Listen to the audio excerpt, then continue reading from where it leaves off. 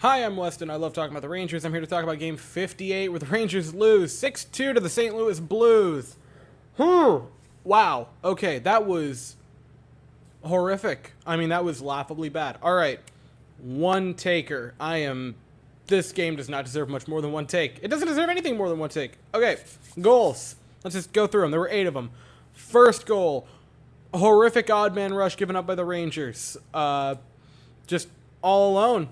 Robert Thomas, as wide open as could possibly be. Shesterkin might have been a little out of position, might have overplayed it a tad bit, but he kind of had to. The defense did nothing for him on the first goal.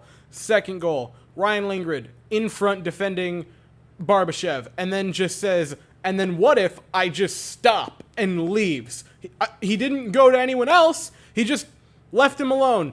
Wide open in front. Scores. Wow. And then Lindgren was not done having a defensive meltdown this evening because the next goal, again, he's with Robert Thomas as they go into the zone. And then there are 2 guys to Shesterkin's left, right near the net.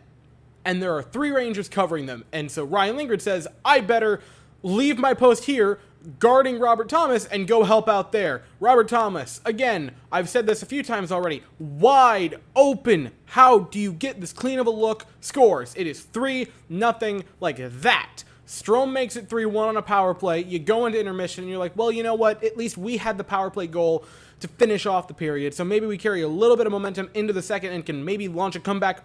Wrong. 4th goal for the Blues. Mika Zibanejad tries to tap the puck to his stick and toe picks, falls down, and Mika, I love you, and you've had a very good season. You've rebounded pretty well from last year. You gotta not do that. You just gotta not give up a play like this. It was horrible. Braden Shen just gets it, feeds it to Ryan O'Reilly. Again, how many times do I have to say this? Wide open, point blank range. What do you want Shesterkin to do? 13 of 17 does not sound good. But the only complaint you can loft at Shesterkin on these 4 goals is it would have been nice to have had a save. Look at the looks. They're wide open. These are. What do you want him to do? Do you want him to play like Hasek on steroids? Because that's what you would want if you want him to stop these goals. Yes, it would have been very nice to get a save. And I think on most nights, Shesterkin makes these saves. It would have been nice to have gotten some, but look at the defense on these plays. So Shesterkin gets pulled. Georgiev comes in. And the first goal he gives up, he slips on a banana peel. I mean, what? I understand that ice is slippery, and I understand that I know I slip on ice a lot. I've done that a lot. I've done this before. I'm not a professional goaltender. But man, you gotta not do that. You gotta not just tip over on a goal. He does, and it bounces off of him as he's falling, which is horrifically humiliating, I would assume, for Alexander Georgiev. You gotta be sad for that. It's 5-1 Blues. After that, David Perron, this goal is just unacceptable by Alexander Georgiev. You gotta not give this goal up. I know there was traffic in front, but man, that was just horrific to make it 6-1 Blues. And the Rangers would get another power play goal. Beautiful feed from Artemi Panarin to Keandre Miller. Beautiful feed. Absolutely magnificent. Keandre Miller taps it in. The first power play goal of his career, so that's pretty neat, I suppose. And that made it 6-2. But wow, this was just horrifically bad for the Rangers. I mean, the defense is non-existent. You have got to go make a trade for at least 1, maybe 2 defensive forwards. I know the big talk of the town is Claude Giroux, and if you're the Rangers and you want to make any noise that isn't just a wet fart in the playoffs, you got to go get Claude Giroux. I think that is a move that you really, really need to make. You need defensive forwards. And the defense, I talked about the defensive pairings in the last video, I believe. But wow, defensive pairings have got to be better. The Trouba-Miller pair was okay. They weren't great, but they were okay. I thought they were fine, just sort of unoffensive. The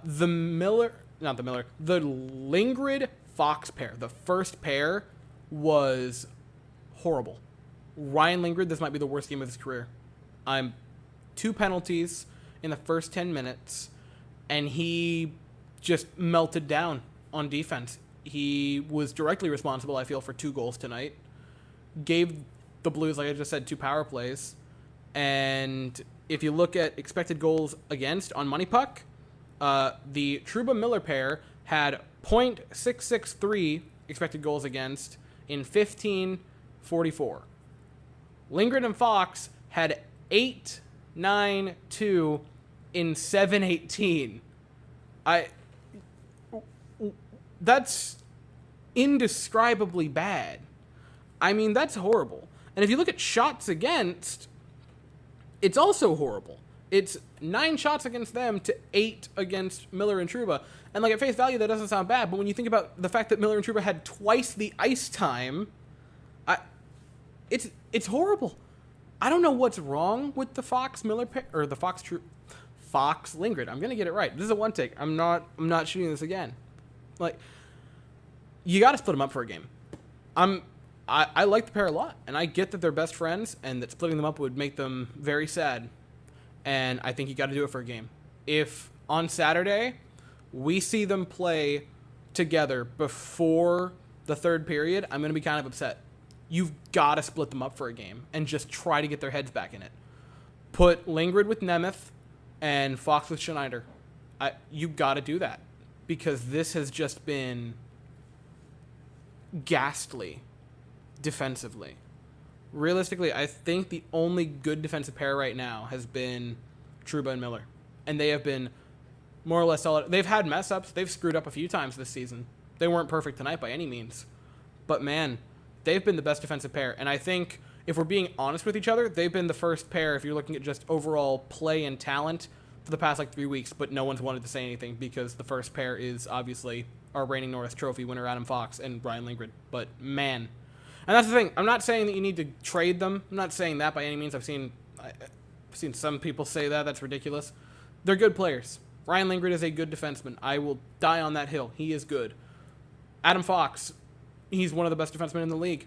But right at this moment in time, they're playing bad, and they need to give their head a shake. So I think breaking them up for, at the bare minimum, 2 periods, maybe a full game on Saturday, is very necessary.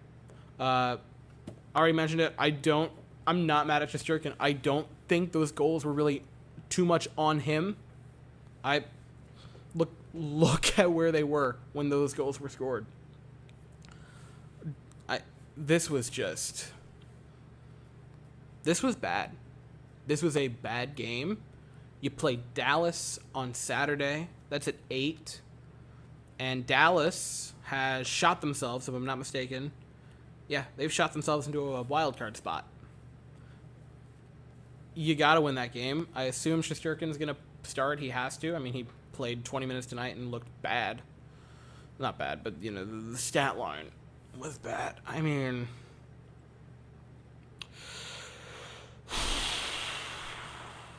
that was rough. I mean, that was just... I have nothing else to add. That was bad. You gotta change something, or a couple somethings. Thought the first line looked solid other than the Mika giveaway. If I'm gonna throw some positive out there, first line looked good other than the Mika giveaway. Other than that, they've been flying since Laffy's been out of there. Panarin, beautiful assist. Keandre Miller got a goal. Boy, you have been embarrassed in back-to-back games, and now you're going to go play another team that's a fringe playoff team, but still a playoff team on Saturday on the road. So I'll be here after the Dallas game. It's at 8. So that's all I got. So thank you all so very much for watching. Hope you all have an absolutely fantastic day. And as always, go Rangers.